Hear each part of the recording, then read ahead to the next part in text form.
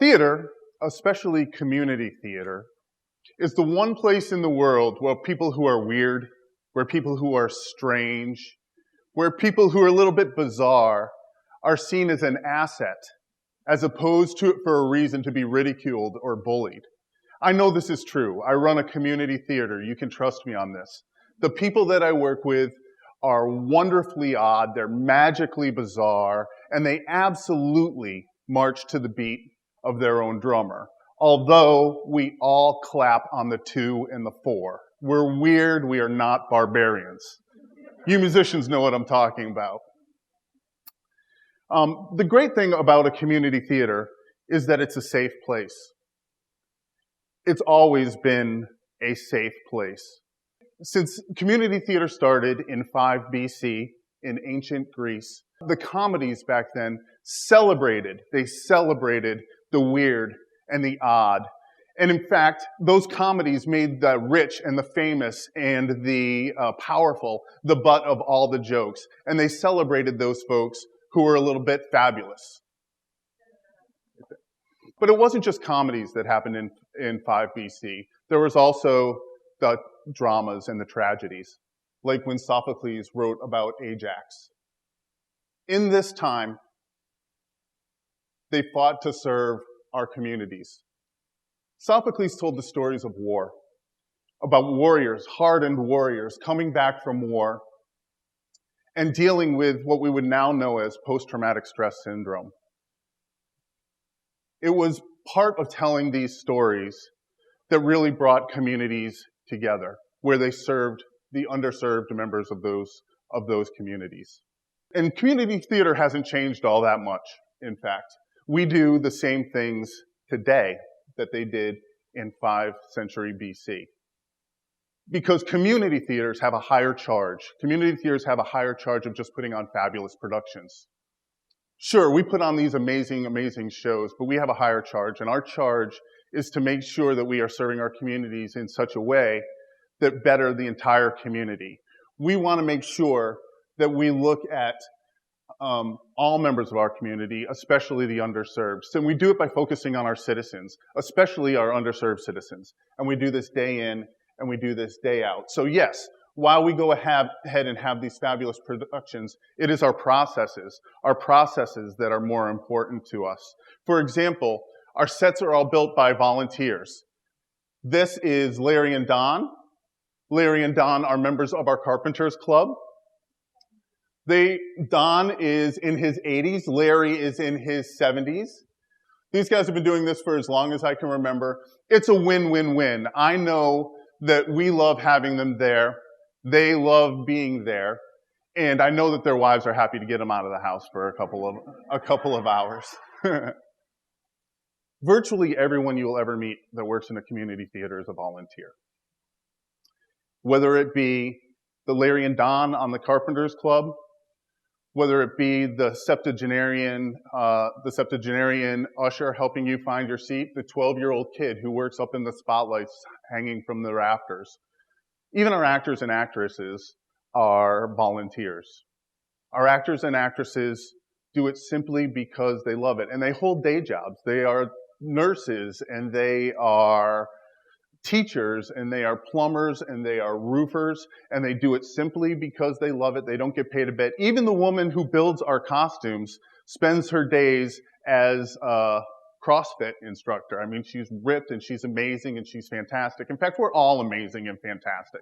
The people who are at our theater are Black, we are white, we are gay, we are straight, we are liberal, we are conservative.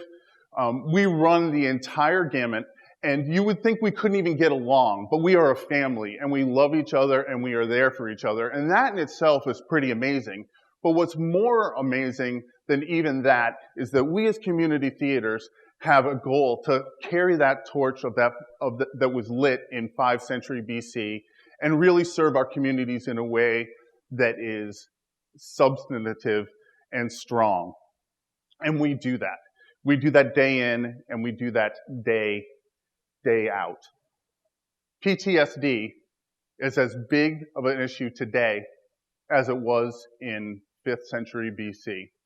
My community theater spent 2 years interviewing our local veterans. We interviewed veterans from every single theater of war. We interviewed veterans from every branch of the service. We collected over 200 hours of transcripts, and we took those transcripts and we wove together some themes, and we put together a story that we called our Theater Winter Haven Veterans Project. I have a clip that shows what we did on our Veterans Day. I was supposed to go take the hill. The enemy had us pinned down, and I was supposed to go up the hill to be a decoy. It was a suicide mission, and just as plain as I wasn't coming back.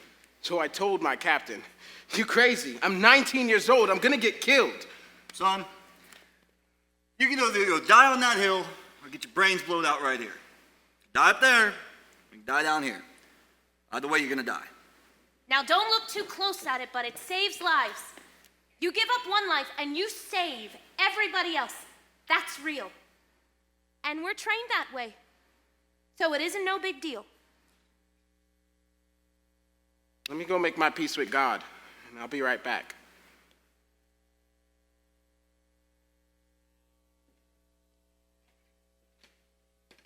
Lord, this is my last day on earth.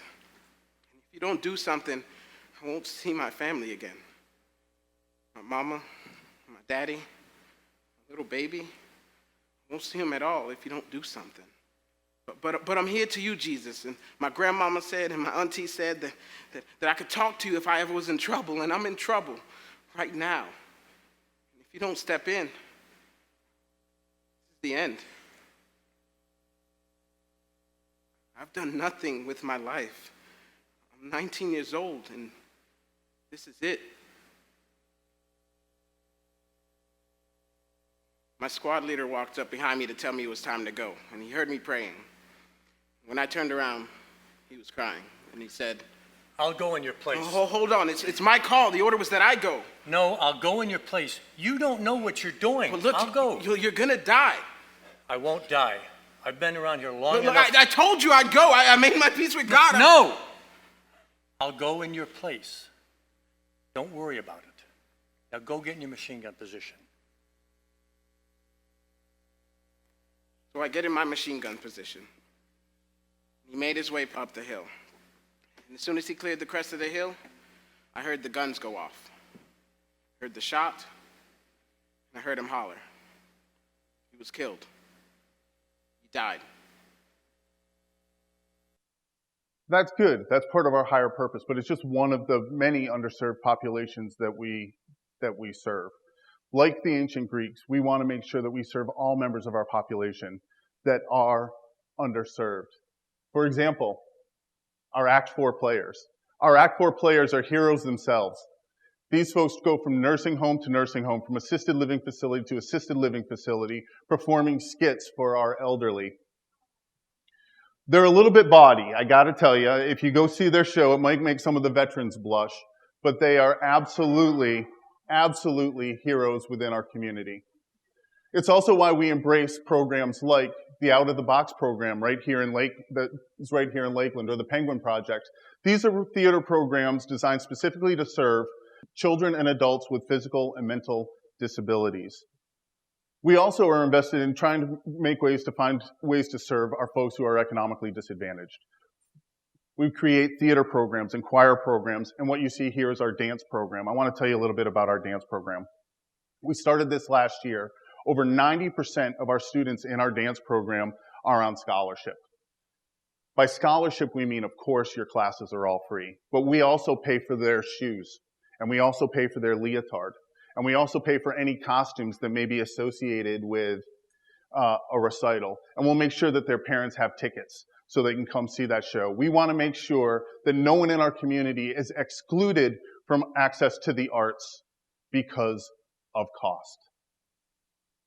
And that is the higher charge of a community theater. It's neighbors telling stories to neighbors. Can you think of a better place for someone who is uncomfortable in their skin to go and learn to gain confidence? We pretend to be somewhere else and someone else and have fanciful adventures every single day that we are there. It's perfect. We demand that people be different and unique. We ask for that. No one has ever gotten a starring role by doing just what everybody else did in an audition.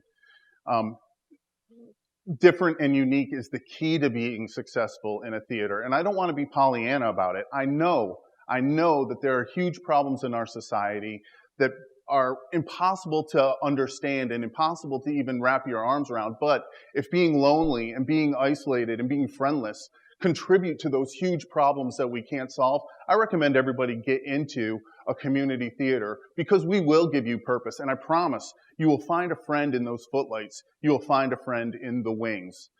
A good friend once told me there are 3 things that can change the world: art, education, and religion.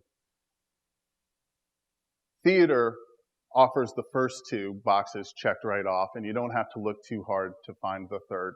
So the next time you go and see a community theater production of Guys and Dolls, know that you are contributing to a much larger cause than just the show you're seeing up there on the stage. Thank you.